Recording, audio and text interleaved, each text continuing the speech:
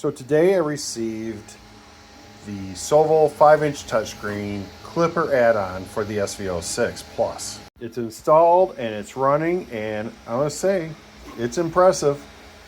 It's really giving this printer some new tricks. Now I sliced this benchy. I didn't use the one that came with it. And with my slicing, it ended up being a 29-minute benchy, if I can focus. And it looks pretty good, if it'll focus. Wiring was a little bit, you have to open this up, connect a couple wires, and then run it over here to power this. And then you run this USB cable all the way around over here and plug it in there, flash some new firmware, and then go through calibration. Includes the vibration sensor, so you can go through and do your harmonic check for your X and Y axis and get that calibrated as well.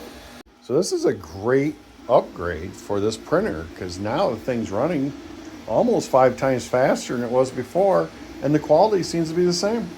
Oh, and I also have wireless now, so now I can transfer files from my PC.